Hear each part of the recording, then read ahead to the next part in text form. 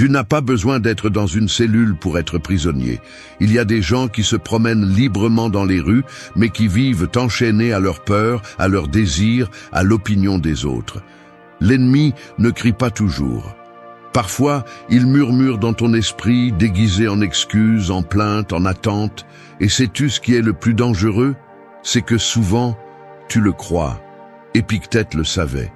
C'est pourquoi il ne parlait pas comme un maître distant.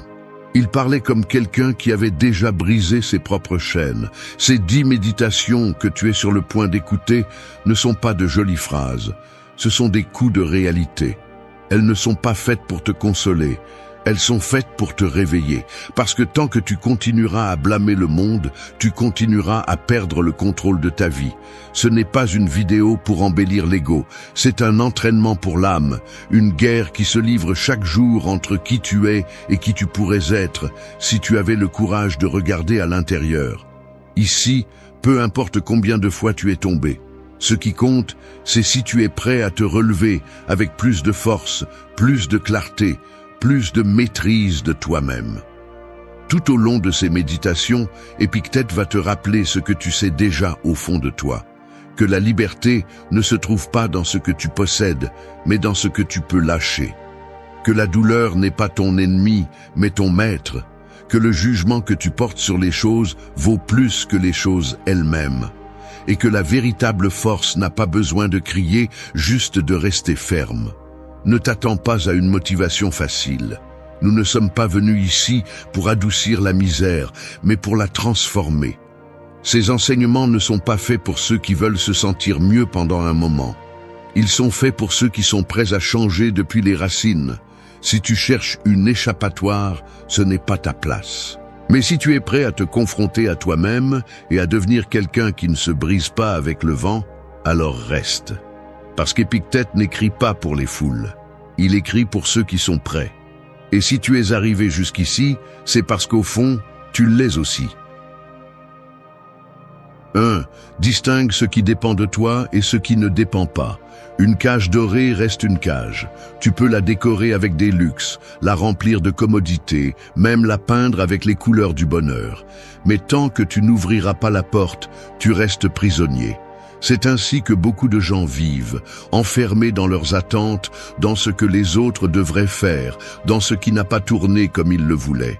Ils réagissent à tout ce qu'ils ne contrôlent pas, souffrent de ce qu'ils ne peuvent pas changer et se frustrent en croyant que le monde devrait danser au rythme de leurs désirs. Épictète a été clair.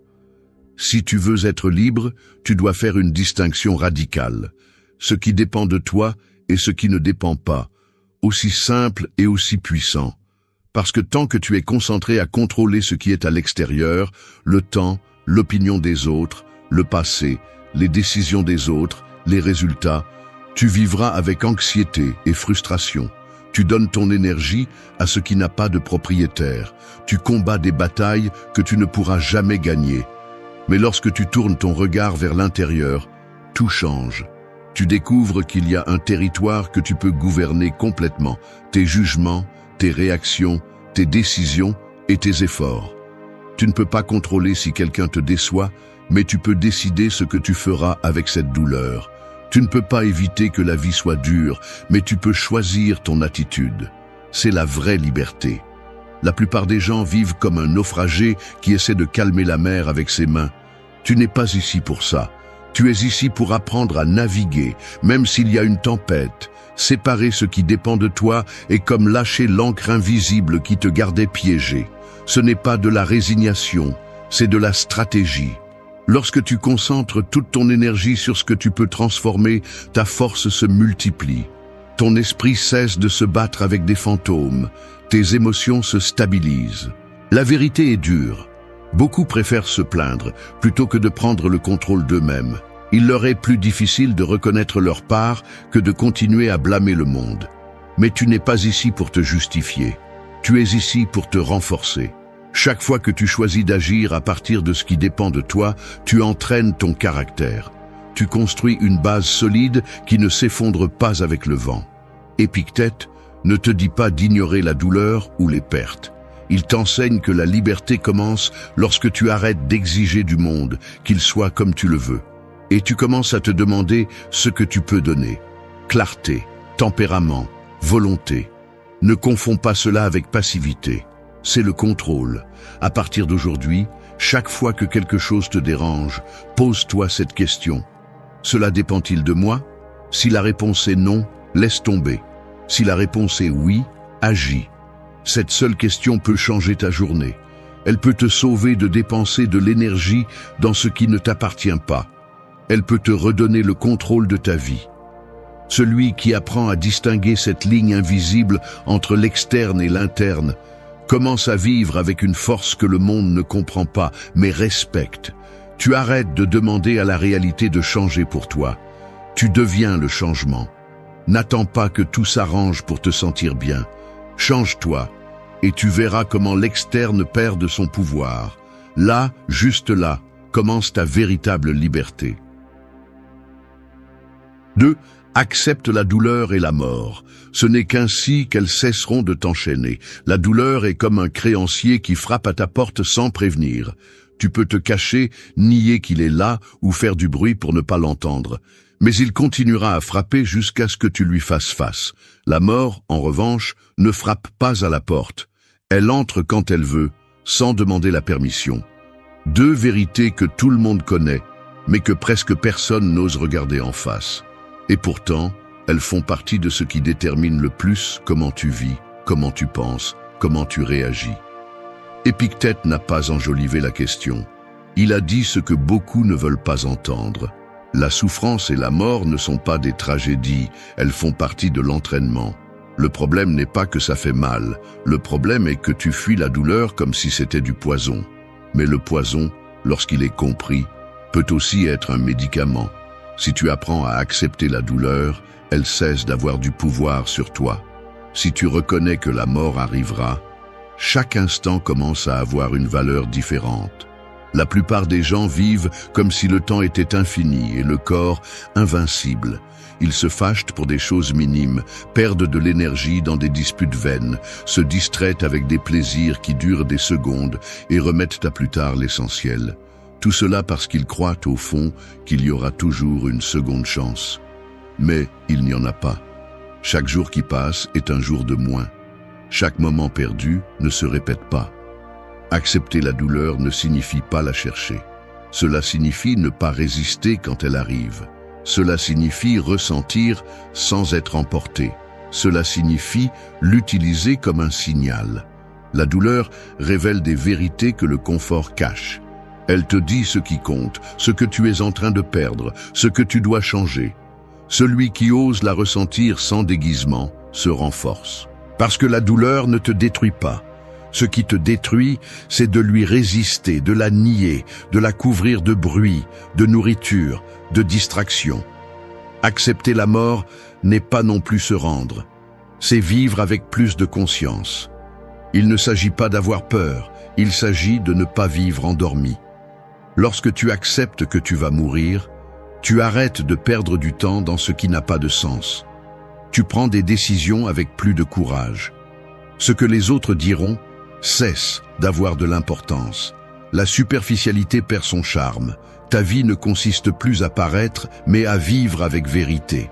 La douleur et la mort sont les grands maîtres que personne ne veut avoir, mais que tout le monde va connaître. Prétendre qu'ils n'existent pas ne fait que prolonger la faiblesse. En revanche, lorsque tu fais la paix avec eux, tu récupères ton pouvoir. Tu es libre parce que tu ne fuis plus. Tu ne cours plus. Tu ne donnes plus ton énergie à essayer d'éviter l'inévitable. Épictète ne te demande pas d'être de pierre, il te demande d'être ferme, de ne pas construire ta vie sur des illusions, d'arrêter de négocier avec la réalité. Ce qui fait mal, fait mal. Ce qui meurt, meurt. Mais si tu y fais face avec clarté, avec sérénité, avec un but, alors tu n'es plus esclave de la peur. Chaque fois que tu ressens de la douleur, demande-toi, qu'est-ce que cela veut me montrer? Qu'est-ce que cela révèle? Et quand tu penses à la mort, ne fuis pas. Demande-toi si tu vis comme si ton temps avait de la valeur, si tu dis ce qui compte, si tu aimes avec présence. si tu agis comme quelqu'un qui comprend qu'il n'est pas éternel. Parce que quand la douleur arrive et ne te fait pas plier, et quand la mort cesse d'être un tabou, alors tu es libre. Rien n'a de pouvoir sur toi si tu as déjà fait la paix avec l'inévitable. C'est là que commence la véritable force. Non pas en évitant les blessures, mais en marchant avec elles sans cesser d'avancer. Et ça, c'est une liberté que personne ne pourra te voler. 3. Maîtrise ton esprit. Celui qui ne gouverne pas son intérieur reste un esclave. Il y a des gens qui semblent calmes à l'extérieur, mais à l'intérieur, ils portent un incendie. L'esprit est comme une ville sans murs. Si tu ne mets pas de l'ordre, n'importe qui entre. Opinions, peurs, souvenirs, critiques, désirs, comparaisons, tout envahit. Et si tu ne fais pas attention, tu deviens un spectateur de tes propres pensées, comme si elles n'étaient pas à toi, comme si tu ne pouvais rien faire. Mais tu peux. Cela nécessite simplement ce que presque personne ne veut, la discipline mentale. Épictète l'a averti sans détour. Tu peux avoir la célébrité, l'argent, la reconnaissance, la liberté physique. Mais si tu ne gouvernes pas ton esprit, tu restes un esclave. Esclave de l'impulsion, du jugement, de l'émotion. Et le pire, c'est que cet esclavage est silencieuse. On ne la voit pas, on la ressent. Dans l'anxiété constante, dans l'incapacité d'être en paix, dans cette petite voix qui ne se tait pas et te pousse à répéter les mêmes erreurs encore et encore. Maîtriser l'esprit n'est pas un acte d'un seul jour, c'est un entraînement quotidien. C'est observer tes pensées sans réagir à toutes, c'est ne pas croire tout ce que tu penses, c'est te questionner, c'est prendre la responsabilité. Tu ne peux pas contrôler ce qui apparaît dans ton esprit, mais tu peux décider ce que tu nourris, ce que tu répètes se renforce, ce que tu ignores s'affaiblit, c'est la règle. La plupart des gens vivent en pilote automatique, ils réagissent par impulsion, ils se mettent en colère sans se rendre compte de pourquoi, ils se comparent sans se demander d'où vient ce vide, ils se sabotent avec des idées qui ne sont même pas les leurs. Mais comme personne ne leur a appris à regarder à l'intérieur, ils croient que c'est ainsi, qu'il n'y a pas d'alternative, que penser différemment est impossible, mais ce n'est pas le cas, c'est juste difficile. Maîtriser ton esprit ne signifie pas éliminer les émotions, cela signifie les mettre à leur place. La peur n'a pas à décider pour toi, la colère n'a pas à parler par ta bouche, la tristesse n'a pas à te paralyser. Tu peux ressentir tout cela et pourtant agir avec fermeté. C'est du pouvoir, c'est la liberté. Le bruit extérieur ne te contrôle que s'il y a déjà du chaos en toi. Lorsque ton intérieur est en ordre, l'extérieur ne t'entraîne plus. Tu peux entendre une critique sans te briser. Tu peux recevoir une mauvaise nouvelle sans te perdre. Tu peux être au milieu du chaos sans en faire partie. Non pas parce que tu es froid, mais parce que tu as travaillé ton centre. Tu as construit une base qui ne dépend pas de ce qui se passe, mais de ce que tu choisis de penser. Épictète n'a pas parlé de contrôler le monde, il a parlé de contrôler ton esprit, parce qu'il a compris que celui qui maîtrise son esprit n'a pas besoin de maîtriser quoi que ce soit d'autre. Tu n'as pas besoin que tout soit parfait pour être en paix. Tu n'as pas besoin que tout le monde te comprenne pour te sentir en sécurité. Tu n'as pas besoin que les choses se passent comme tu le veux pour continuer à avancer. Ta force n'est pas à l'extérieur, elle est dans la façon dont tu décides de penser. La prochaine fois que quelque chose te déstabilise, ne regarde pas à l'extérieur, ne blâme pas, ne réagis pas sans réfléchir, fais une pause, observe ton esprit, demande-toi si cette pensée est utile, si elle te rapproche de la personne que tu veux être, ou si tu ne fais que répéter de vieilles blessures. Et puis, choisis. Parce que c'est là que commence la maîtrise, non pas dans le contrôle absolu, mais dans la conscience. Tu n'es pas libre jusqu'à ce que tu puisses être avec toi-même sans peur, jusqu'à ce que tu puisses penser clairement au milieu du bruit, jusqu'à ce que ton esprit soit ton allié et non ton geôlier. C'est la véritable victoire. Non pas conquérir le monde, mais conquérir le seul territoire qui t'accompagne toujours. Ta propre pensée est unique. 4. Ce n'est pas le fait qui blesse, mais ton jugement sur celui-ci. Le monde lance des pierres tous les jours, mais toutes les pierres ne font pas mal de la même manière. Il y a ceux qui reçoivent la même situation et se brisent. D'autres, en revanche, se durcissent et continuent. Quelle est la différence? Ce n'est pas ce qui s'est passé, c'est ce que chacun a pensé de ce qui s'est passé. L'esprit n'interprète pas seulement, il crée. Il peut transformer une erreur en catastrophe ou en leçon. Il peut transformer une perte en un traumatisme éternel ou en une force silencieuse. Le véritable impact n'est pas dans ce qui s'est passé, mais dans ce que tu décides de penser à ce sujet. Épictète l'a bien dit, ce ne sont pas les choses qui nous affectent, mais nos opinions sur elles. Mais peu de gens sont prêts à l'admettre, car cela signifierait accepter qu'une grande partie de leur souffrance ne vient pas de l'extérieur, mais de l'intérieur. Et cela dérange. Il est plus facile de blâmer l'autre, de pointer du doigt le destin, que de se regarder dans le miroir et de dire « cela m'affecte parce que je lui donne ce pouvoir ». Chaque fois que tu es perturbé par quelque chose, observe.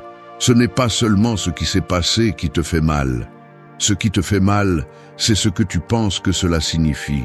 Ce n'est pas le fait que quelqu'un s'éloigne qui te blesse. C'est le fait de croire que sans cette personne, tu n'es pas suffisant. Ce n'est pas l'échec qui te fait mal, c'est le fait de penser que cet échec te définit. Ce n'est pas ce que quelqu'un a dit qui te dérange, c'est le fait que cela touche une insécurité que tu n'as pas encore travaillée.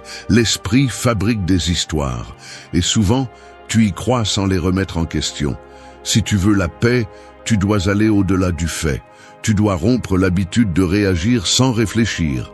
Entraîne le muscle de l'interprétation, non pas pour nier la réalité, mais pour la regarder avec plus de force, avec plus de clarté. Une critique n'a pas à te détruire, un rejet n'a pas à te couler, une perte n'a pas à te finir. Tout dépend de la valeur que tu lui attribues. Cela ne signifie pas que tu ne ressens pas. Cela signifie que tu apprends à mettre chaque chose à sa place.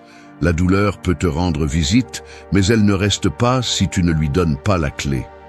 Le jugement que tu fais de ce qui se passe peut être un poison ou un médicament. Tu peux l'utiliser pour continuer à nourrir le ressentiment ou pour grandir. Tu peux l'utiliser pour te couler davantage ou pour te propulser. Ce choix est le tien, et uniquement le tien. Les gens qui souffrent le plus ne sont pas toujours ceux qui vivent les choses les plus dures, mais ceux qui interprètent chaque événement comme une injustice, comme une preuve que le monde est contre eux. Mais ce n'est pas de la force, c'est de l'abandon. C'est vivre en réagissant, pas en décidant. Épictète ne parlait pas depuis un lieu de privilège. Il était esclave. Il a tout perdu, sauf sa capacité à choisir ce qu'il pensait de ce qu'il vivait. Et ce choix a été sa plus grande liberté. Il n'a pas changé les faits. Il a changé sa relation avec les faits. Et cela a suffi pour qu'il reste debout alors que d'autres se brisaient. La prochaine fois que quelque chose te perturbe, ne demande pas « Pourquoi cela s'est-il passé ?» Demande « Qu'est-ce que je pense de cela qui me fait souffrir ?» Cette question peut t'ouvrir une porte. Elle peut te rendre la force que tu avais donnée. Ta liberté n'est pas d'éviter que le monde te frappe. Elle est de décider quelle signification tu donnes à chaque coup. Parce que ce n'est pas le fait qui détermine ton destin. C'est ton jugement qui définit si tu coules ou si tu t'élèves. Choisis avec sagesse. Ton interprétation est ton pouvoir. Utilise-le à ton avantage. 5. Personne ne peut te faire du mal sans ton consentement. Garde ta force à l'intérieur. L'esprit est comme une forteresse, haute, solide, impénétrable. Mais beaucoup, sans s'en rendre compte, laissent la porte ouverte. Ils permettent aux opinions des autres d'entrer, aux offenses de s'installer, aux critiques de leur voler leur paix. Ils laissent n'importe qui entrer avec de la boue aux pieds, tout déranger et partir comme si de rien n'était. Ensuite, ils se demandent pourquoi ils sont épuisés, pourquoi ils se sentent vides, pourquoi ils perdent le contrôle facilement. La réponse est qu'ils n'ont pas appris à protéger leur intérieur. Épictète a été catégorique. Personne ne peut te faire du mal sans ton consentement. Personne ne peut perturber ta paix si tu ne lui donnes pas cette clé. L'insulte n'entre pas si tu ne la laisses pas passer. La moquerie ne fait pas mal si tu ne la prends pas pour vérité. Le mépris ne pèse pas si tu ne le portes pas. Il se peut que ce que quelqu'un dit soit offensant, mais si tu décides que cela ne définit pas qui tu es, alors cela n'a pas de pouvoir. La plupart confondent sensibilité et fragilité. Ils pensent qu'être fort, c'est devenir insensible, froid, distant. Mais ce n'est pas de la force, c'est de la déconnexion.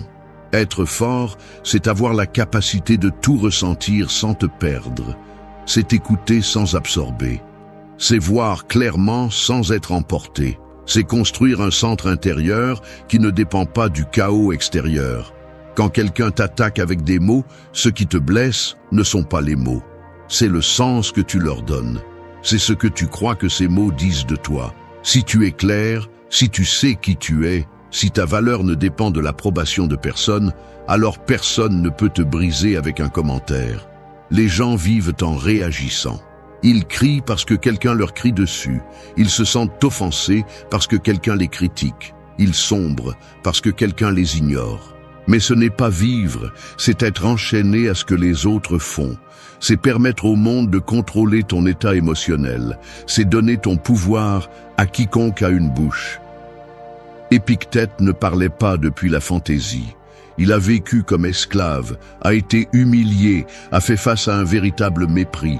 Et pourtant, il a maintenu sa liberté intérieure. Parce qu'il a compris que la dignité ne te vient pas du monde, tu te la donnes. Il a compris que la force n'est pas du bruit, c'est du silence ferme. Que celui qui se connaît n'a pas besoin de se défendre de tout. Seul celui qui doute de lui-même cherche à justifier chaque pas. Tu gardes ta force quand tu choisis de ne pas réagir à chaque provocation. Quand tu laisses passer ce qui ne mérite pas ton énergie. Quand tu comprends que l'opinion de quelqu'un d'autre n'est pas un ordre, c'est juste cela, une opinion. La prochaine fois que quelqu'un essaiera de te blesser avec des mots, ne réponds pas depuis la blessure. Respire, observe. Demande-toi si cette personne te connaît vraiment. Demande-toi si ça vaut la peine de perturber ta paix pour quelqu'un qui ne marche pas dans tes chaussures. Et si la réponse est non, continue. Avance, reste ferme. La véritable force ne fait pas de bruit. Elle n'a pas besoin de s'imposer.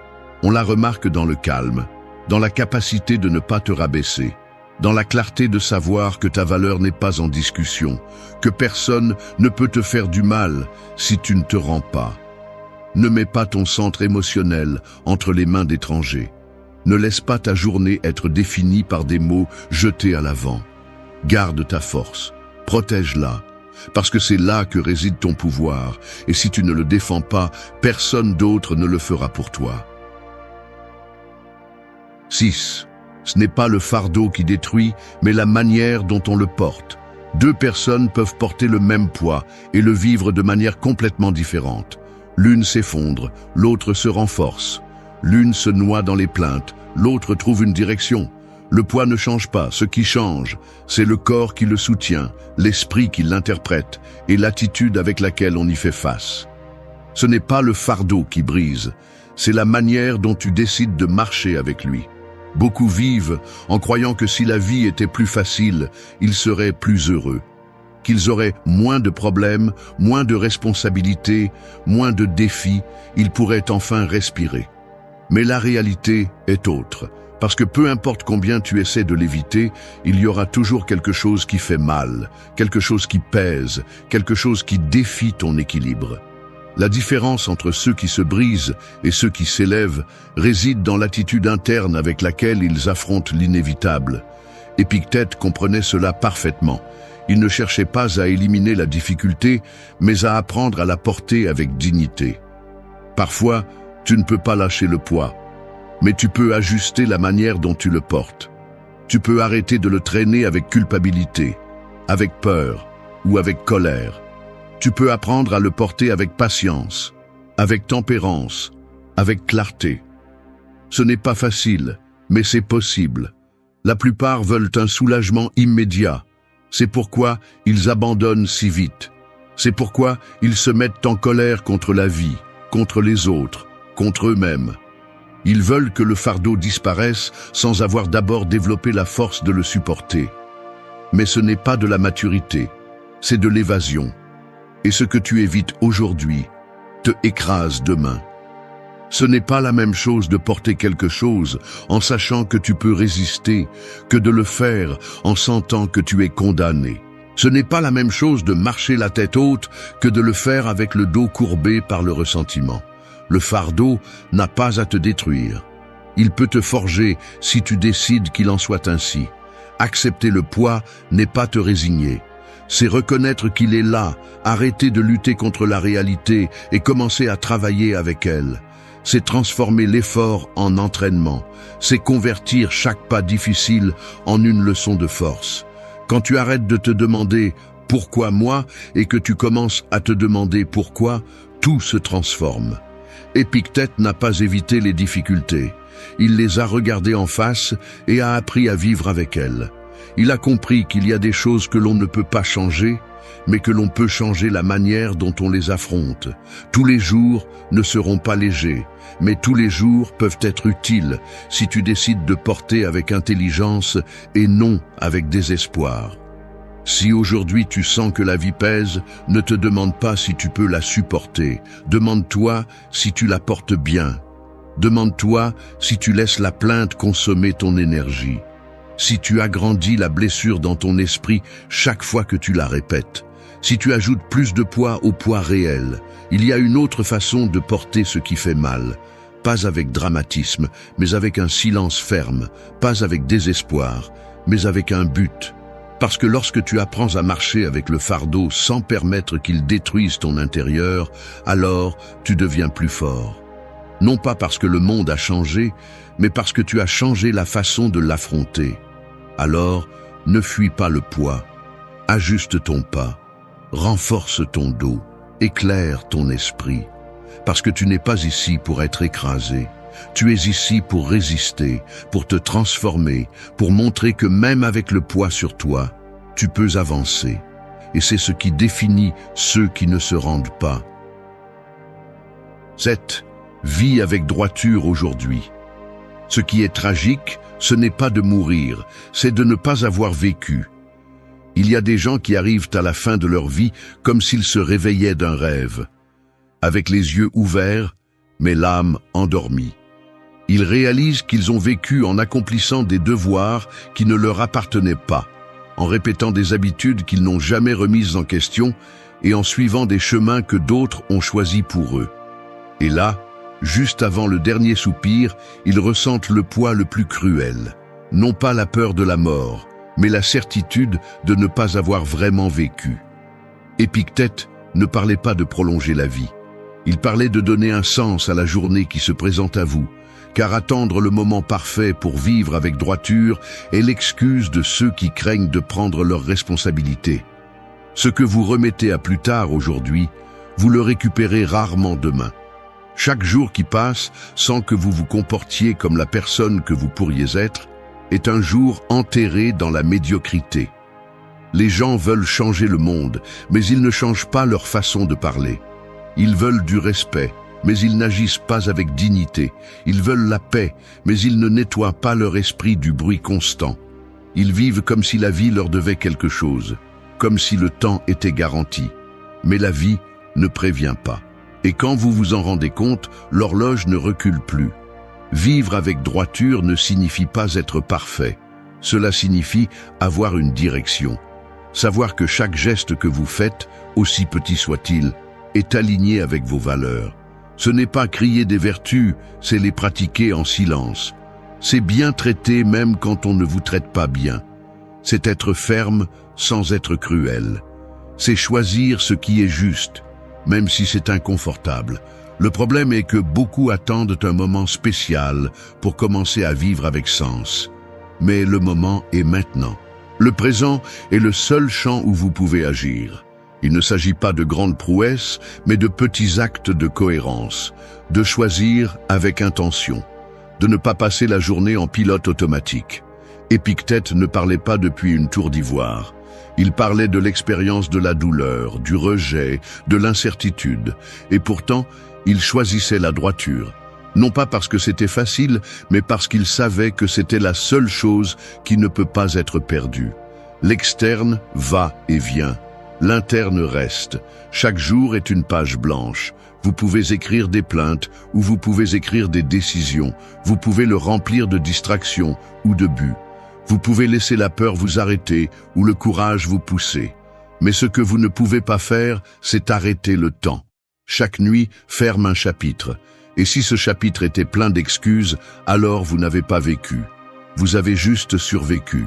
Vivre avec droiture aujourd'hui signifie arrêter d'attendre la reconnaissance pour faire ce qui est juste. Cela signifie agir à partir de votre centre, même si personne ne le voit. Cela signifie que, si aujourd'hui était votre dernier jour, vous pourriez regarder en arrière sans regretter de vous être trahi vous-même. La mort viendra. Vous ne pouvez pas changer cela. Mais ce que vous pouvez décider, c'est si, quand elle arrivera, elle vous trouvera en train de vivre debout, avec vérité, avec clarté. Ne laissez pas la vie vous échapper pendant que vous faites des plans éternels. N'attendez pas le lundi, le mois prochain ou l'année prochaine. Commencez aujourd'hui. Parce que ce qui est tragique, ce n'est pas que vous deviez partir un jour. Ce qui est tragique, c'est que vous n'ayez jamais été vraiment présent. Ce qui est tragique, ce n'est pas de mourir, c'est d'avoir marché dans le monde sans laisser de traces, sans intention, sans caractère. Et vous n'êtes pas ici pour ça. Vous êtes ici pour vivre, pas pour reporter. Faites-le maintenant, avec fermeté, avec sens, avec droiture. 8. Désire seulement ce que tu contrôles et tu trouveras la paix. Demander au vent de souffler en ta faveur, c'est comme vivre à genoux devant l'incertain. Et pourtant, c'est ce que fait la majorité. Ils mettent leur bonheur entre les mains du hasard, dans des décisions étrangères, dans des résultats incertains. Ils souhaitent que les autres les comprennent, que tout soit parfait, que rien ne manque. Ils veulent tout contrôler, sauf la seule chose qu'ils peuvent vraiment contrôler, eux-mêmes. Épictète n'était pas un illusionniste. Il savait que le désir désordonné est l'une des causes les plus profondes de la souffrance humaine. Parce que lorsque tu désires ce qui ne dépend pas de toi, tu ouvres la porte à la frustration. Tu deviens vulnérable aux caprices du monde. Et le pire, c'est que tu le fais de tes propres mains. Tu donnes au hasard le contrôle de ton état émotionnel. Le problème n'est pas de désirer. Le problème est de désirer sans conscience. Désirer que quelqu'un change, que tout fonctionne comme tu l'as prévu, que le monde se conforme à tes désirs. Mais il y a une vérité qui brûle. Plus tu désires l'extérieur, moins tu auras de paix. Parce que l'extérieur est instable, fragile, changeant. Parfois il répond, parfois il ne le fait pas. Parfois il est avec toi, parfois il s'en va sans explication. Celui qui désire seulement ce qui dépend de lui-même commence à expérimenter une liberté qui ne peut être expliquée par des mots. Parce que tout devient clair. Tu n'attends plus que le monde te soutienne pour bouger. Tu n'as plus besoin que les autres approuvent ton chemin. Tu ne conditionnes plus ton calme au succès, à l'affection ou à la chance. Épictète ne prêchait pas l'indifférence, il prêchait la clarté. Désire agir avec droiture, cela dépend de toi. Désire penser clairement, cela t'appartient. Désire avoir le contrôle sur tes réactions, cela est entre tes mains. Mais ne désire pas que tout se passe comme tu l'imagines, car c'est le domaine du hasard. Et vivre en espérant que le hasard s'aligne avec toi est un pari constant pour la déception. Les gens souffrent non pas à cause de ce qui se passe, mais parce qu'ils souhaitaient que quelque chose d'autre se passe. Ils souhaitaient que cette personne reste, que cette opportunité arrive, que ce plan fonctionne. Et quand cela n'arrive pas, ils ont l'impression que la vie les trahit. Mais ce n'est pas la vie, c'est leur désir mal placé. Quand tes désirs s'alignent avec ce que tu peux contrôler, ton énergie se concentre, ton esprit se calme, ton esprit se renforce. Tu n'es plus tiré par chaque changement externe. Tu es le maître de ton propre axe. Il ne s'agit pas de devenir froid, mais de devenir conscient. Tu peux aimer sans avoir besoin de posséder. Tu peux travailler sans être obsédé par le résultat. Tu peux vivre intensément sans devenir esclave de tes attentes. C'est ça la vraie maturité. Désire ce qui dépend de toi. Désire la clarté, la force, la patience, la cohérence, l'engagement. C'est ce que tu peux construire. Le reste, s'il vient, qu'il vienne. Et s'il ne vient pas, qu'il ne te vole pas la paix. Parce que la paix ne vient pas du fait que tout se passe bien. Elle vient du fait que tu vas bien, peu importe comment tout se passe. La prochaine fois que tu te sens frustré, fais une pause et demande-toi, est-ce que je désire quelque chose que je ne contrôle pas? Si la réponse est oui, laisse-le partir. Redirige ton désir vers ce que tu peux faire aujourd'hui. Change ton focus. Récupère ton pouvoir. Parce que la vraie liberté n'est pas d'avoir tout ce que tu veux. C'est de vouloir seulement ce que tu peux gérer avec tes propres mains. Et quand tu y arrives, l'extérieur cesse de te gouverner. Et l'intérieur, enfin, trouve le repos. Là réside la paix que personne ne peut te prendre. Pense à un volcan qui se réveille soudainement, projetant du feu, de la fumée et des cendres partout. C'est ainsi que se déroulent de nombreuses discussions. Elles éclatent sans prévenir et cherchent à t'entraîner dans leur fureur. Mais observe maintenant une montagne qui reste intacte face à l'éruption, solide, ferme, sans se laisser ébranler par la violence environnante. Cette montagne, c'est toi lorsque tu décides de ne pas perdre ton calme face aux attaques verbales. Parce que le véritable pouvoir n'est pas dans le fait de hausser la voix, mais de montrer que ta voix sereine a plus de poids que n'importe quel cri. Dans chaque confrontation verbale, il y a toujours un piège caché. Croire que celui qui parle le plus fort est celui qui gagne. Mais la réalité est autre. Celui qui contrôle son ton, celui qui mesure ses mots, celui qui sait quand se taire et quand répondre, c'est celui qui a vraiment le contrôle. Et quand quelqu'un cherche à te provoquer avec des insultes ou des sarcasmes, ce qu'il essaie vraiment de faire, c'est de t'entraîner sur son terrain, de te faire perdre ta sérénité. Si tu tombes, tu as déjà perdu. Si tu résistes intelligemment, la victoire est à toi. Les stoïciens le comprenaient mieux que quiconque. Le triomphe n'est pas d'humilier l'autre, c'est de ne laisser personne voler ta paix. C'est pourquoi, ici, tu apprendras à utiliser des phrases courtes, percutantes, qui semblent simples, mais qui frappent plus fort que n'importe quelle discussion longue et bruyante. Ce sont des réponses qui ne cherchent pas à blesser, mais à établir des limites claires et à faire respecter ton espace sans pousser un seul cri. Reste jusqu'à la fin, car ce que tu trouveras ici ne sont pas des conseils vides, mais des outils pratiques que tu pourras appliquer dans ta vie quotidienne, au travail, dans ta famille, ou avec n'importe qui essaye de te manipuler ou de te faire perdre le contrôle. Ici, tu découvriras que le silence est aussi une réponse, que ton attitude et ton regard peuvent en dire plus que 1000 mots et que la sérénité bien maintenue peut te rendre impossible à briser. Ce scénario est un entraînement pour ton caractère, pour que tu cesses d'être la proie du feu des autres et que tu deviennes la montagne solide que personne ne parvient à renverser. 1. Je n'ai pas besoin de me précipiter, je répondrai calmement. Un éclair illumine le ciel pour un instant, génère du bruit et effraie tout le monde, mais disparaît aussi vite qu'il est arrivé. Le tonnerre peut être fort, mais il n'a pas de consistance. Le calme, en revanche, est comme un lever de soleil qui arrive lentement, fermement, inévitablement, et qui finit par s'imposer sur n'importe quelle obscurité.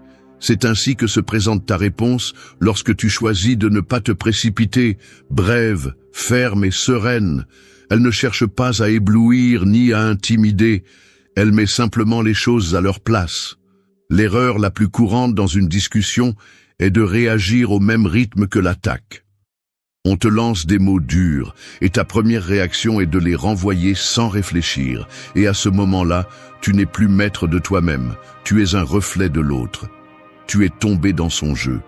La clé est de comprendre que chaque seconde de pause avant de répondre est un acte de pouvoir.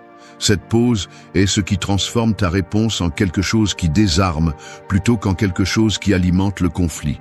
Celui qui t'attaque cherche la vitesse. Il veut t'entraîner sur un terrain où la colère règne. Il sait que si tu réponds immédiatement, tu succomberas à l'impulsion et tu t'affaibliras. Mais lorsque tu choisis de freiner, de respirer et de répondre calmement, tu brises le scénario. Ils attendaient du feu et trouvent de l'eau. Ils attendaient un cri et reçoivent un murmure ferme. Et c'est à ce moment-là que l'agresseur est déstabilisé, car ta sérénité est un miroir qui lui rappelle le ridicule de son exaltation. Répondre calmement ne signifie pas ne pas répondre. Cela ne signifie pas baisser la tête ni rester silencieux par peur. Cela signifie choisir des phrases courtes qui ferment la porte à la confrontation inutile, mais qui définissent clairement ta limite. Des exemples simples. Je parlerai quand on pourra le faire avec respect, ton opinion est la tienne, je garde la mienne, je n'ai pas besoin de crier pour que tu me comprennes. Ce sont des réponses qui ne cherchent pas à gagner, mais à reprendre le contrôle de la situation. Fais-en une habitude dans la vie quotidienne. Au travail, lorsque quelqu'un te met la pression avec des commentaires sarcastiques, réponds calmement. Si tu veux que nous parlions, faisons-le avec respect. Dans ta famille, si une dispute éclate où tout le monde élève la voix, sois celui qui dit lentement « Je préfère attendre que nous puissions nous écouter sans crier ». Dans la rue, si quelqu'un cherche à te provoquer, un simple « Je ne vais pas discuter de ça » suffit. Chacune de ces phrases est comme un mur qui protège ta paix et en même temps montre que tu n'es pas quelqu'un de manipulable. Le calme soutenu ne s'obtient pas du jour au lendemain. Il se travaille. Commence par les petites choses, quand quelqu'un interrompt ton opinion, quand un inconnu te répond avec rudesse, quand les réseaux sociaux se remplissent de commentaires agressifs. Au lieu de réagir avec la même énergie, pratique la respiration, l'observation et donne une réponse claire mais sans précipitation. Chaque fois que tu le fais, tu renforces ce muscle interne que les stoïciens appelaient la maîtrise de soi. Marc Aurèle disait que la plus grande victoire est de se gouverner soi-même. Et il avait raison. Celui qui crie montre sa fragilité. Celui qui répond immédiatement montre qu'il dépend de l'autre pour agir. Cette personne montre clairement que personne ne contrôle son état émotionnel. Imagine quelqu'un qui essaie de t'humilier en public, attendant ta réaction. Si tu succombes à la précipitation, tu valides son attaque. Mais si tu prends une seconde et dis calmement « Ce que tu penses de moi ne change pas ce que je suis », la situation change complètement. Non seulement tu te protèges, mais tu poses aussi une limite et tu projettes du respect. Ce type de réponse ne cherche pas à détruire, il cherche à démontrer l'indépendance. 2. Ma voix sereine a plus de poids que les cris. Des coups forts sur une table peuvent impressionner au début, mais ce bruit disparaît en quelques secondes et ne laisse rien de plus qu'un silence gênant. En revanche, un mot ferme, prononcé sans hâte et avec calme, reste dans l'esprit de l'auditeur beaucoup plus longtemps que n'importe quel fracas. C'est la différence entre crier et parler avec sérénité. Le cri intimide seulement un instant. La voix sereine conquiert l'espace et reste là, imposant le respect sans besoin de violence verbale. Celui qui crie pense qu'il gagne du terrain par l'intensité, alors qu'en réalité, il montre sa faiblesse. Le cri révèle qu'il n'y a pas d'argument solide derrière, c'est une déclaration de vide. La voix sereine, en revanche, transmet la sécurité, car elle démontre que tu n'as pas besoin de t'énerver pour être entendu. Une réponse claire, brève et tranquille peut faire baisser le ton même à la personne la plus exaltée. Des phrases comme « Je ne répondrai pas si tu me parles en criant » ou « Je préfère parler quand il y a du calme » sont des exemples de comment ta sérénité coupe le conflit à la racine. L'habitude de parler calmement se construit dans les moments quotidiens. N'attends pas une grande dispute pour la mettre en pratique. Fais-le dans de petites situations. Quand quelqu'un interrompt ton idée, quand quelqu'un essaie de te presser avec impatience, quand un commentaire sarcastique cherche à te déranger. Réponds lentement, ralentis le rythme de tes mots et évite d'élever la voix. Ainsi, tu entraînes ton esprit à ne pas réagir, mais à agir avec stratégie. Pense à ce qui se passe lors d'une réunion de travail. Si quelqu'un te contredit de manière agressive et que tu réponds au même niveau, le conflit grandit. Mais si ta voix reste sereine et que tu dis « Je vais expliquer mon point de vue », écoute-le calmement. Ta présence gagne en poids. L'autre est exposé, car plus il crie, plus il est évident qu'il perd le contrôle face à ton sang-froid. La sérénité devient alors un miroir qui met en évidence le manque d'équilibre de l'agresseur. Dans les relations personnelles, il en va de même. Un membre de la famille contrarié peut élever la voix pour s'imposer. Si tu réponds de la même manière, tout se termine dans un cercle de cris. Mais si tu réponds avec des phrases courtes et un ton ferme, tu imposes un nouvel ordre. Parlons plus tard, ce n'est pas le moment, ou si nous allons nous crier dessus, je ne participe pas. Tu n'as pas besoin de plus. La voix sereine ne se justifie pas et ne se défend pas de manière exagérée, elle pose des limites claires et maintient la dignité. Les stoïciens savaient que le calme est un signe de force. Sénèque affirmait que ce n'est pas celui qui élève la voix qui est grand, mais celui qui ne se laisse pas emporter par l'agitation. Cette idée prend vie dans la pratique quotidienne. Alors que d'autres se fatiguent avec du bruit, tu conserves de l'énergie parce que ta voix ne dépend pas de l'impulsion. Chaque mot à toi, dit avec contrôle, est comme une flèche qui atteint le centre sans avoir besoin de tirer 100 dans l'air. Entraîner cette compétence nécessite une attention consciente. Respire avant de parler. Pense à l'essentiel que tu veux dire et exprime-le sans élever ton ton. Pratique des phrases qui te soutiennent au milieu du chaos. Quand tu veux, nous pouvons parler avec respect. Je peux t'écouter, mais sans cri. Ce sont des réponses qui ne cherchent pas à écraser, mais à maintenir ta position. L'effet est puissant. Celui qui crie est pris au piège de sa propre énergie incontrôlée. Toi, en revanche, tu restes maître de toi-même. Et le plus important, ta voix sereine finit par s'imposer. Parce que dans un monde plein de bruit, le calme résonne toujours plus fort. 3. Je préfère parler lorsque nous pouvons le faire avec respect. Les pierres lancées contre un mur solide finissent par tomber au sol, sans laisser de marque. C'est ce qui se passe quand quelqu'un utilise des insultes ou des cris pour essayer de te provoquer et que tu décides de ne pas jouer sur ce terrain. Le respect est le mur que tu élèves face à l'attaque. Et chaque fois que tu dis calmement que tu ne parleras que dans ce cadre, les pierres deviennent inutiles. Tu n'as pas besoin de prouver quoi que ce soit avec des cris ou un flot d'explications, il suffit de maintenir ta limite claire.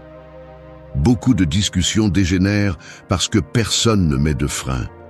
L'un crie, l'autre répond plus fort, et bientôt tout se transforme en un choc sans issue. Celui qui choisit de marquer le respect brise ce cycle. Il ne s'agit pas de toujours rester silencieux, il s'agit de se rappeler que tout ne mérite pas une réponse. Quand tu dis « je préfère parler lorsque nous pouvons le faire avec respect », ce que tu communiques, c'est que tu n'accepteras pas un dialogue sous des règles sales.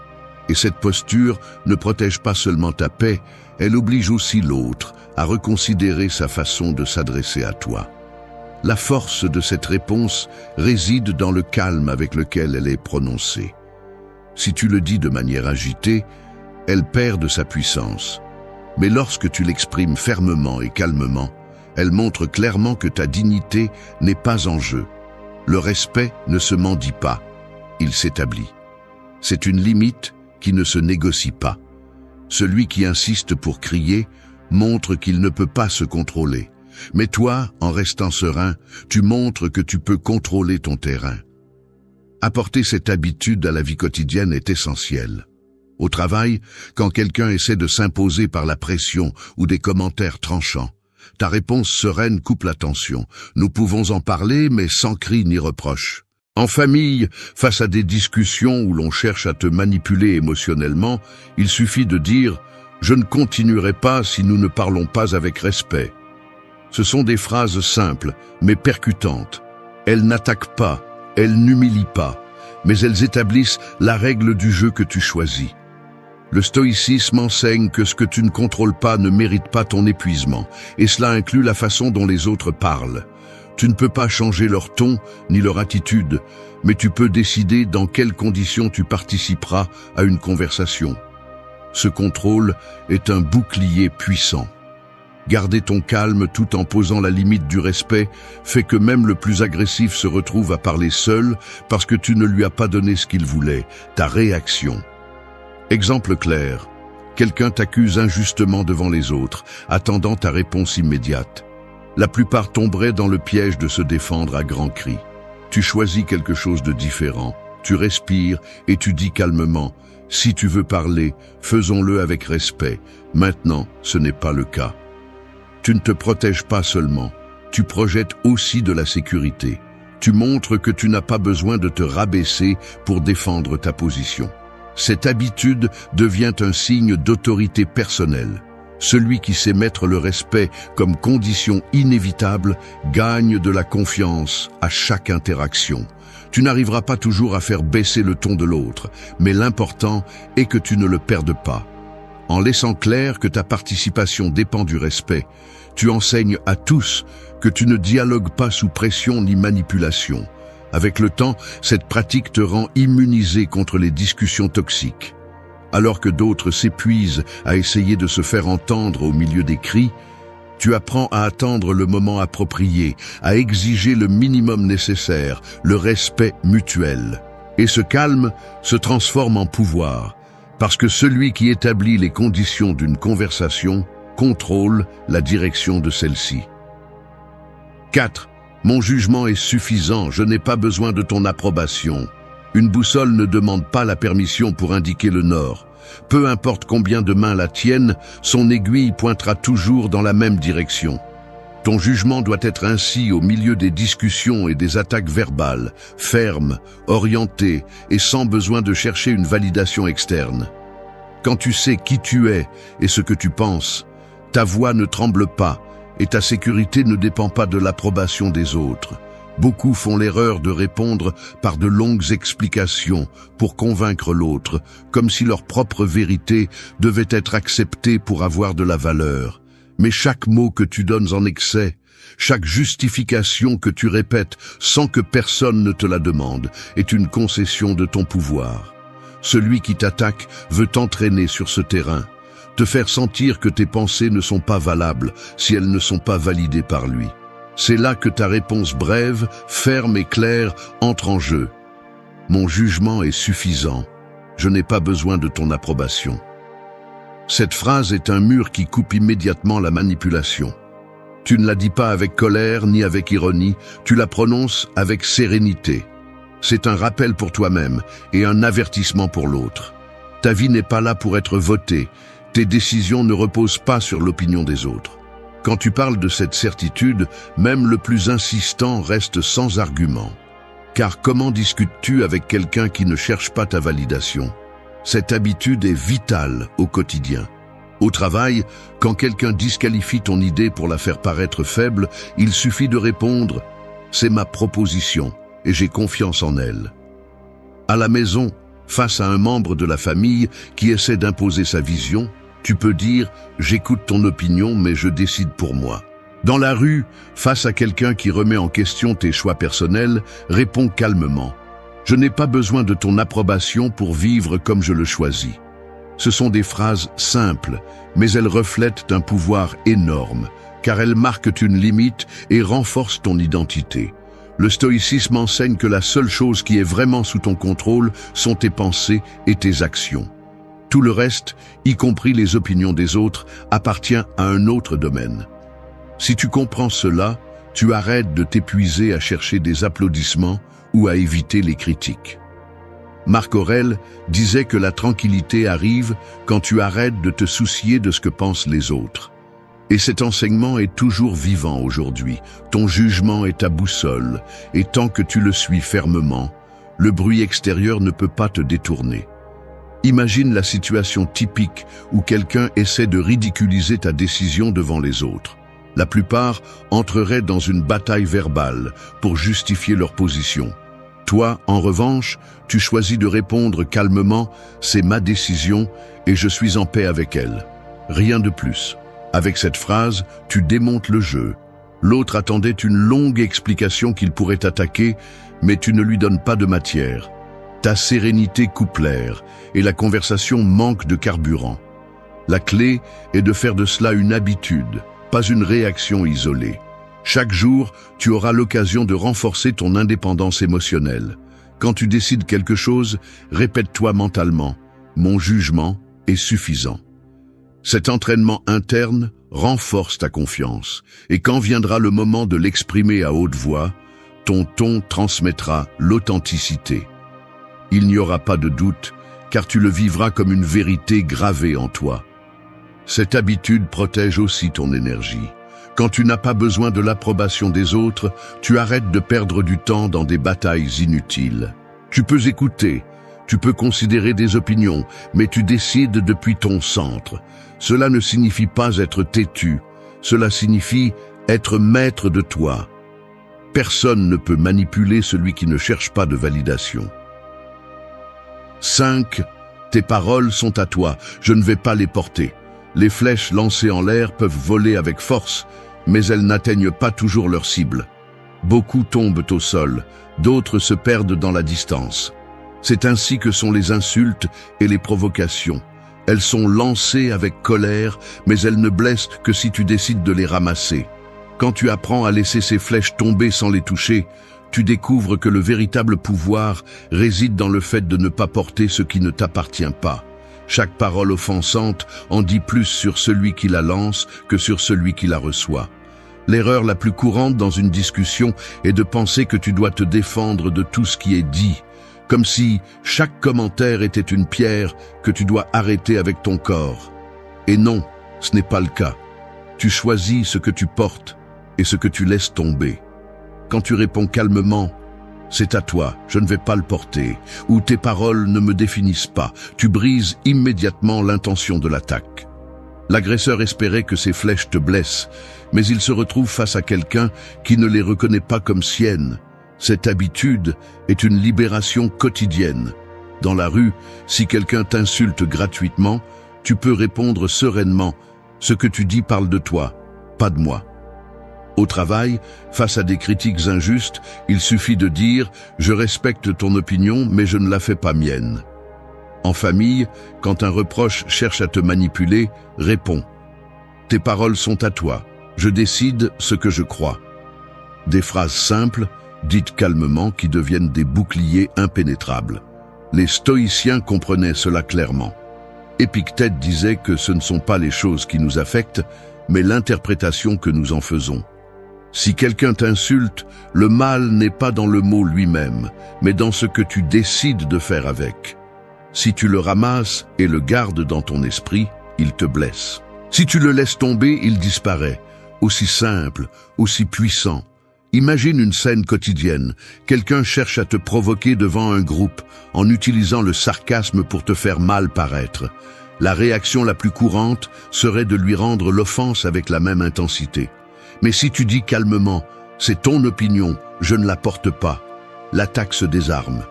Le silence gênant ne sera pas le tien. Il sera celui de celui qui a essayé de te blesser sans succès. En refusant de porter ses paroles, tu lui rends le poids de ce qu'il a dit. La clé est de faire de cette pratique une habitude constante.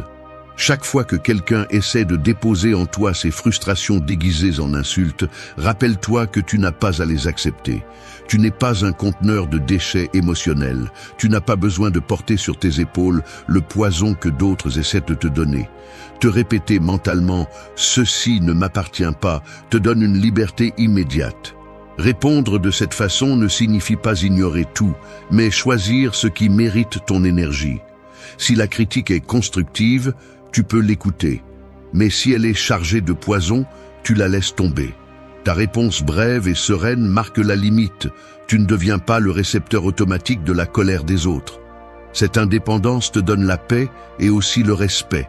Parce que celui qui ne porte pas ce qui est étranger démontre une force intérieure. L'effet est transformateur. Quand tu ne réagis pas à chaque parole hostile, les autres découvrent qu'ils ne peuvent pas te contrôler, que leurs insultes n'ont plus de pouvoir sur toi. Et avec le temps, même les plus agressifs comprennent qu'avec toi, il ne vaut pas la peine de dépenser de l'énergie, parce que tu ne donnes pas ce qu'ils cherchent, ta réaction. C'est ainsi que tu transformes une attaque en rien, parce que les mots, sans ton permission, ne pèsent pas, et parce que tu décides ce qui entre dans ton esprit et ce qui n'y entre pas. 6. Ma posture et mon regard disent déjà ce que je pense. Un phare sur la côte n'a pas besoin de crier pour guider les bateaux. Sa lumière, ferme et constante, suffit à marquer le chemin dans l'obscurité. Il en va de même dans une discussion. Ce ne sont pas toujours les mots qui pèsent le plus, mais la façon dont tu te tiens. Ta posture, ton regard et ton silence stratégique peuvent parler plus fort que n'importe quel discours. Le corps a un langage qui, lorsqu'il est utilisé avec calme et fermeté, devient une arme silencieuse, impossible à ignorer. L'erreur de beaucoup est de croire que l'on ne défend une idée qu'en parlant plus fort ou en accumulant des arguments. Cependant, la façon dont tu te tiens face à l'attaque dit autant ou plus que ce que tu exprimes avec la bouche. Lorsque ta posture est droite, ton regard serein et tes gestes calmes, tu projettes de la sécurité. Et cette sécurité intimide plus que les cris. Celui qui essaie de t'agiter avec des mots s'attend à ce que tu bouges nerveusement, que tu baisses la tête ou que tu répondes avec des gestes nerveux. Si tu ne le fais pas, si tu restes comme un mur tranquille, tu lui montres qu'il n'a pas de pouvoir sur toi. Dans la vie quotidienne, cette habitude est clé. Imagine une réunion au travail où quelqu'un essaie de dénigrer ton opinion. Tu n'as pas besoin de répondre immédiatement. Il suffit de maintenir ton regard fixe et ta posture droite avant de parler. Ce calme physique envoie un message. Tu ne m'intimides pas. Et lorsque tu décides finalement de parler, même une phrase courte comme « je pense différemment » sonne plus fort parce que ton corps avait déjà marqué l'autorité. Cela se produit aussi dans la famille. Quelqu'un peut essayer de te manipuler avec des reproches ou des sarcasmes. Au lieu d'entrer dans le jeu des cris, ta réponse commence par ton langage corporel. Silence, calme, regard ferme. Puis une phrase brève. « Je n'ai pas besoin de discuter, ma position est déjà claire. » Ce geste coupe la tension parce qu'il montre que ton jugement est soutenu par plus que des mots. Le stoïcisme a toujours valorisé la cohérence entre l'interne et l'externe. Sénèque disait que la véritable force se reconnaît dans la sérénité du visage et dans la fermeté du caractère. Si ton intérieur est calme, ton corps le reflète. Et lorsque ton corps reflète le calme au milieu du bruit, il désarme l'autre sans avoir besoin d'entrer sur son terrain. L'attaque perd de sa force car elle ne trouve pas de faille par où entrer. S'entraîner à cette habitude implique de prendre soin de ta présence. Il ne s'agit pas de paraître arrogant ou distant, mais de maintenir ton centre dans n'importe quelle situation. Posture droite, respiration contrôlée, regard clair. Ces éléments transmettent une sérénité qui pèse plus que les cris. C'est comme dire, avec ta seule présence, « Je suis ici, sûr de moi, et rien de ce que tu dis ne me fait bouger. » Exemple pratique, quelqu'un t'insulte en espérant te voir perturbé. Tu restes calme, tu le regardes dans les yeux et tu réponds lentement « Tes mots ne changent pas ce que je suis ». L'impact ne réside pas seulement dans la phrase, mais aussi dans la façon dont tu l'accompagnes avec ton langage corporel. Ce mélange de fermeté et de sérénité génère un respect immédiat, car il démontre une maîtrise de soi. Faire de ta posture et de ton regard des alliés ne nécessite pas un effort exagéré, juste une pratique consciente. Chaque jour, dans de petites situations, rappelle-toi que ton corps communique aussi. Lorsque tu choisis de maintenir le calme physique, ton silence et tes gestes parlent plus qu'une discussion entière. La personne qui contrôle sa présence envoie un message clair. Je ne suis pas quelqu'un de facile à briser. C'est ainsi que tu fais comprendre aux autres ta position, même sans mots. 7. Le silence est aussi une réponse. Les pièges les plus efficaces ne sont pas toujours visibles. Un chasseur n'a pas besoin de montrer son arme. Il lui suffit de préparer le terrain pour que l'ennemi tombe de lui-même. C'est ainsi que fonctionne le silence au milieu d'une discussion. On ne le voit pas, on ne l'entend pas, mais c'est une stratégie qui oblige l'autre à tomber dans son propre bruit. Tandis qu'il s'épuise avec des cris et des insultes, tu restes tranquille, et ce calme devient un coup invisible, qui pèse plus que n'importe quel mot. Répondre par le silence ne signifie pas fuir, ni manquer d'arguments. Cela signifie choisir la meilleure stratégie, nier à l'autre ce qu'il recherche le plus, ta réaction. Celui qui crie a besoin de carburant, il a besoin que tu lui rendes le feu pour continuer à brûler. Si tu choisis de te taire, tu le laisses brûler seul jusqu'à ce que son énergie s'épuise. À ce moment-là, tu comprends que tu n'as pas gagné en discutant, tu as gagné en ne jouant pas son jeu. Cette habitude s'entraîne jour après jour. Quand quelqu'un t'attaque avec du sarcasme au travail, tu peux le regarder et rester calme. Ton silence lui dit « Je ne vais pas me fatiguer avec toi ». Dans la famille, face à un reproche injuste, se taire et se retirer est plus clair que de s'engager dans une bagarre sans fin. Et dans la rue, lorsqu'un inconnu essaie de te provoquer, ton silence et ta démarche assurée montrent que tu n'as pas l'intention de salir ton énergie. Le pouvoir du silence est qu'il place tout le poids sur l'autre. Celui qui lance des mots offensants attend une réponse. S'il ne l'obtient pas, il est exposé à sa propre agressivité. Imagine quelqu'un te crier dessus en public pendant que tu choisis de rester calme, avec un regard ferme. La tension monte, mais pas vers toi, vers celui qui perd le contrôle. Ton silence devient un miroir qui reflète son désordre, et tout le monde le perçoit. C'est la force silencieuse qui intimide plus que n'importe quelle réplique. Les stoïciens voyaient dans le silence un outil de maîtrise de soi. Épictète enseignait que tout ne mérite pas d'être répondu, car tout n'a pas de valeur. Si tu choisis de répondre à chaque attaque, tu finis par être pris dans le filet de l'autre. Mais si tu sélectionnes tes batailles et laisses le silence être ta réponse, tu démontres que ta paix intérieure vaut plus que n'importe quelle provocation. Le silence n'est pas vide, c'est une déclaration. Je ne suis pas à ton niveau. Des exemples pratiques le montrent clairement. Imagine qu'un collègue essaie de t'humilier avec des blagues devant les autres. Au lieu de répondre, tu le regardes et gardes le silence. À ce moment-là, tu le laisses seul face à sa tentative de gagner des applaudissements. Le vide qui reste parle plus fort que n'importe quelle réplique. Ou dans une dispute de couple où les deux élèvent la voix, ton silence interrompt l'escalade. En ne donnant pas plus de carburant, tu obliges l'autre à s'arrêter et à reconsidérer. Faire de cela une habitude nécessite de l'autocontrôle. Il n'est pas facile de contenir le besoin de se défendre toujours, mais avec de la pratique, tu comprends que le silence n'est pas une faiblesse, c'est de l'intelligence. C'est choisir quand parler et quand laisser le bruit se détruire lui-même. Une technique simple est de te rappeler à ces moments-là, tout ne mérite pas une réponse. Cette phrase intérieure t'aide à garder ton calme et à utiliser le silence comme une arme stratégique. L'effet sur ta vie est profond. Tu gagnes du respect parce que ceux qui t'entourent découvrent qu'ils ne peuvent pas te manipuler. Tu gagnes la paix parce que tu ne portes pas le poids de discussions inutiles. Et surtout, tu gagnes du pouvoir parce que tu démontres que ton contrôle n'est pas entre les mains de quelqu'un d'autre. Le silence, utilisé avec intention, est un coup invisible qui laisse toujours une trace. 8. Ma sérénité est ma force, je n'ai pas besoin de la perdre. L'acier le plus résistant n'est pas celui qui est forgé avec des coups désespérés, mais celui qui est trempé dans le feu et ensuite refroidi avec patience jusqu'à devenir inébranlable. C'est ainsi que se manifeste la sérénité au milieu d'une discussion, une trempe silencieuse qui n'a pas besoin de montrer de violence pour démontrer sa force. Alors que d'autres s'épuisent en perdant leur calme, tu deviens plus solide à mesure qu'ils essaient de te briser. La sérénité n'est pas passivité, c'est la forme la plus pure de pouvoir.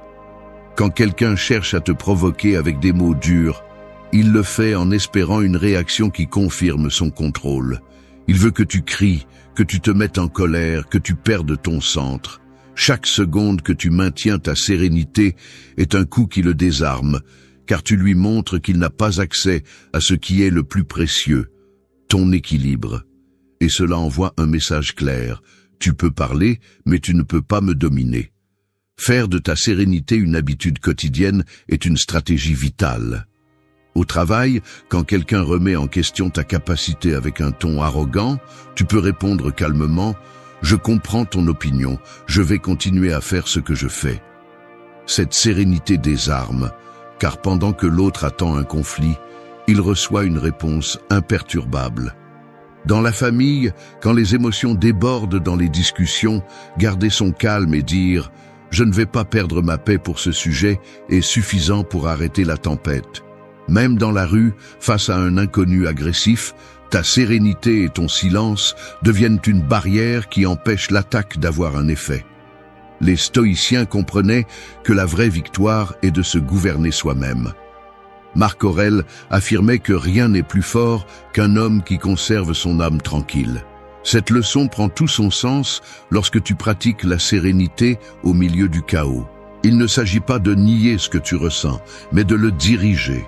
La colère peut brûler de l'intérieur, mais la sérénité la refroidit jusqu'à la rendre inutile. C'est comme éteindre un incendie avec de l'eau claire. Exemple concret, quelqu'un t'accuse faussement devant les autres, en attendant ta défense agitée.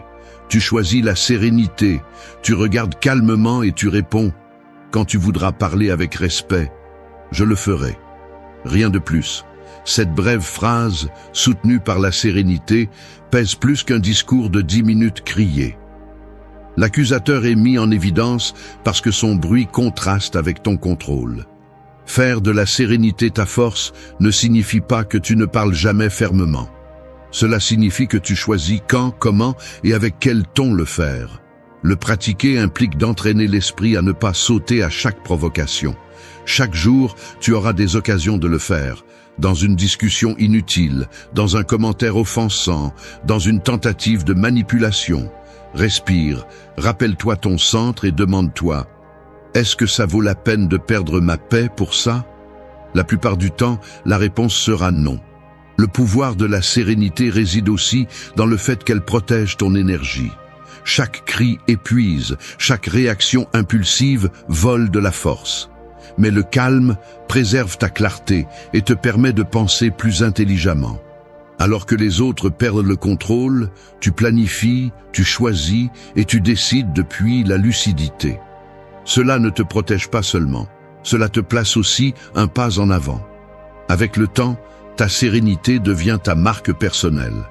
Les autres commencent à le remarquer, que tu n'es pas facile à provoquer, que tu ne te laisses pas entraîner dans des jeux inutiles, que ta paix n'est pas à vendre. Cela génère du respect, même de la part de ceux qui ont essayé de te briser, parce qu'ils comprennent que ta sérénité est ta plus grande force et que lutter contre elle est une perte de temps.